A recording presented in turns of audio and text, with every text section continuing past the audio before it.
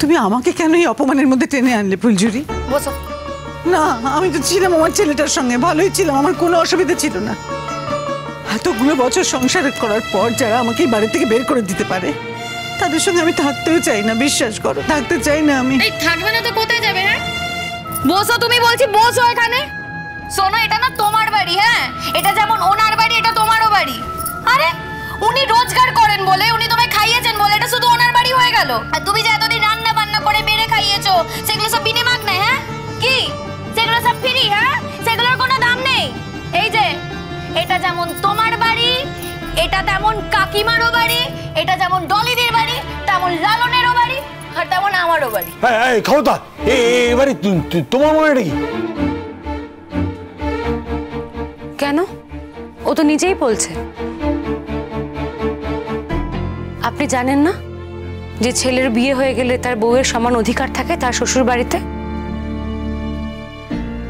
আপনি যদি নিয়মগুলো না জানেন তাহলে আমাকে বলতে পারেন, আমি আপনাকে নিয়মগুলো শিখিয়ে দিতে পারি। এই তোমরা এসব ইন্ধন জুগিয়েছো, হ্যাঁ তোমরা কিন্তু কাজটা মোটে ভালো কাজ করোনি। আজকে তো রূপ বেরিয়ে পড়েছে না? কি রে ভাই তুই, হ্যাঁ তুই নাকি ভদ্রলোকের পাড়ায় গিয়ে গান গাস, ভদ্রলোকের ছেলেদের সাথে মিশিস, আর আজকে এই মেয়েটার সাথে রাস্তায় হাঁটতে পারবি? আমার না সত্যি এগুলো ভেবে খুব লজ্জা লাগছে ভাই।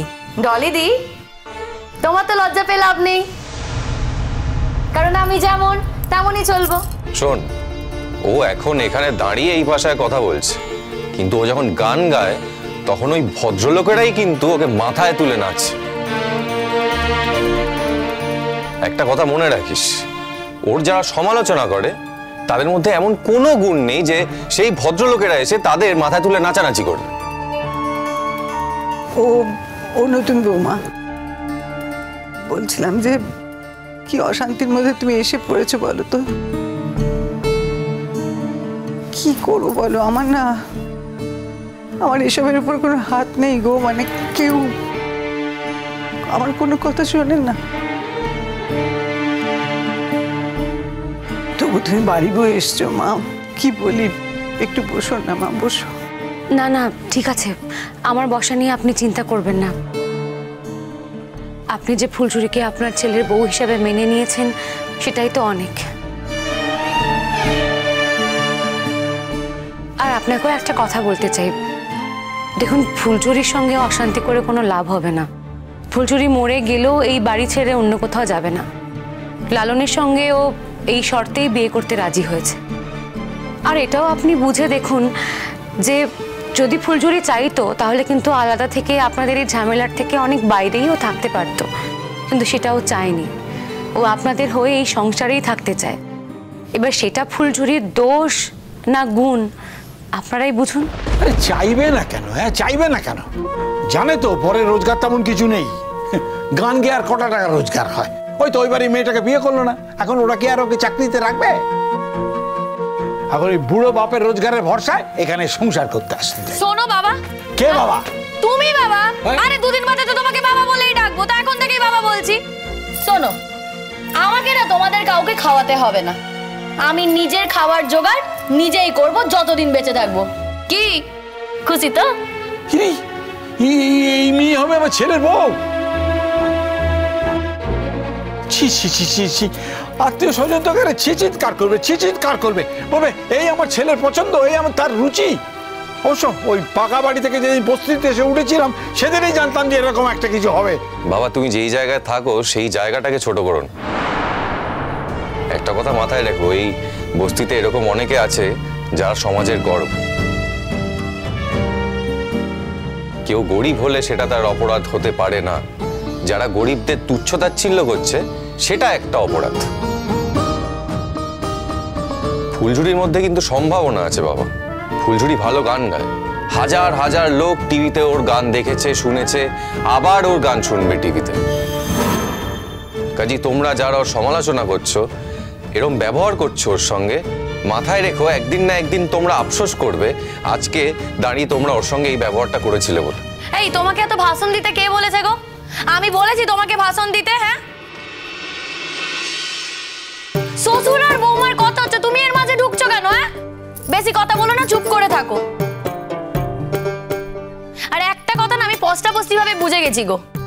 আমি ভেবেছিলাম আমার শ্বশুর মশাই ভদ্র বাড়ির লোক, পাকে পড়েই বস্তিতে থাকতে হচ্ছে, তাই আমি একটু ভদ্র হয়ে থাকি, একটু ভদ্র লোকেদের মতো কথাবার্তা বলি, চাল চলন করি। কিন্তু কি দেখলাম বলো তো, দেখলাম ভদ্রলোক হয় না, কোনো লাভ নেই গো। এই ভদ্রলোকেদের মতো যত মিনমিন করে কথা বলবো আমার শ্বশুর মশাই কানে কোনো কথাই পৌঁছাবে না। তাই দেখলাম ভদ্রলোক হয়ে কোনো লাভ নেই, আমি যেমন ছিলাম তেমনই থাকবো, আর এখন থেকে এরকমই আমাকে দেখবে। আর এই যে বাবা, আমি তোমাকে বলছি, তুমি যদি মনে করো তুমি আমাকে এই বাড়ি থেকে বার করে দেবে, তাহলে একটা কথা তোমাকে পরিষ্কার করে বলে রাখি, তুমি আমাকে এই বাড়ি থেকে বার করতে পারবে না। কারণ তুমি যদি আমাকে এই বাড়ি থেকে বের করার চেষ্টা করো, আমি পুলিশের কাছে যাব। আমার সেই অধিকার আছে, আমাকে বৌমনি সে কথা বলেছে। আর তুমি যদি মনে করো তুমি ওই বাড়ি ছেড়ে চলে যাবে, তাহলে তবে বলে রাখি তুমি ওই বাড়ি ছেড়ে চলে যেতে পারবে না। কারণ তুমি যদি এই বাড়ি ছেড়ে চলে যাও, পুলিশের কাছে গিয়ে কিভাবে তোমাকে এই বাড়িতে ফিরিয়ে আনতে হয় সেটাও আমার খুব ভালো করে জানা আছে। তো কোথায় কোথায় আমাকে খালি পুলিশের ভয় দেখাচ্ছে। এই মেয়েকে তুমি সমর্থন করছো, একে তুমি ছেলের বউ বলে মেনে নিচ্ছ, চুপ করে আছো তুমি। বেশ করেছি, বেশ করেছি, বাধ্য হয়ে করেছে, ও বাধ্য হয়েছে এটা করতে। অনেক বলেছে, অনেক ভালো করে কথা বলেছে তোমাদের সঙ্গে, বোঝনি তোমরা? ও যত ভালো ব্যবহার করেছে, যত ভালো ব্যবহার করেছে, তত তোমরা ওকে খারাপ কথা বলেই গেছো, বলেই গেছো।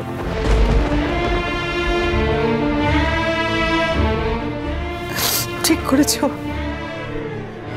আর তাছাড়া এতগুলো বছর পর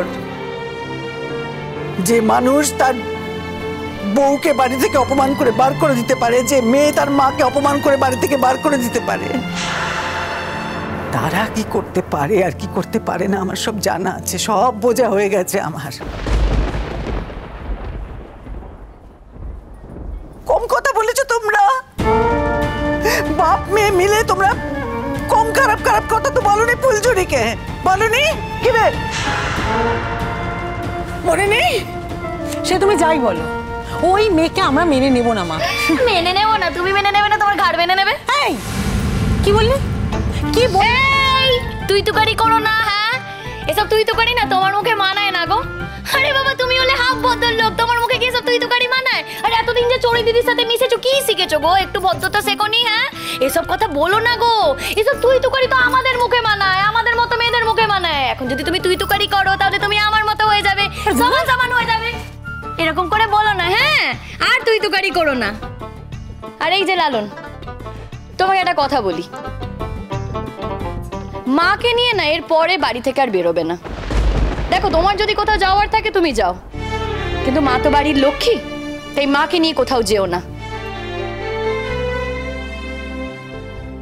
মা তোমাকে খাইয়ে পড়িয়ে বড় করেছে, সেই মাকে তুমি বাড়ি থেকে নিয়ে বেরিয়ে যাচ্ছ। এরকম করো না। দেখো, তোমার যেখানে মনে হয় তুমি যাও, কিন্তু মাকে কেন তুমি বাড়ি ছাড়া করবে? হ্যাঁ, আর এই যে খবরদার বলে দিচ্ছি, মাকে কিন্তু বাড়ি থেকে আর বের করে দেবে না।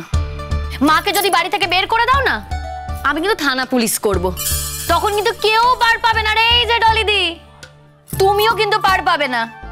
আর জানোই তো আমি বস্তির মেয়ে, বাসন মাজুনি, আমার মতো মেয়েরা কেমন হয় সে তো তোমার খুব ভালো করেই জানা আছে।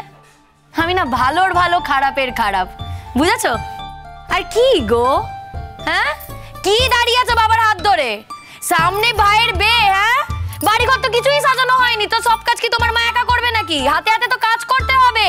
কি মাথা ঢুকছো? হ্যাঁ, ভাইয়ের বিয়ে, আনন্দ করো, মায়ের হাতে হাতে কাজ করবে, ঠিক আছে? মনে থাকবে। হ্যাঁ, আর এই যে আপনাদের সকলকে বলছি, আরে পাড়ার একটা ছেলের বিয়ে, সে আবার টিভিতে গান গায়, সেলিব্রিটি কিন্তু। হ্যাঁ, তার বিয়েতে কাজ করতে হবে না, একটু হাতে হাতে কাজ করে দেবেন। হ্যাঁ, সামনে বিয়ে বলে কথা।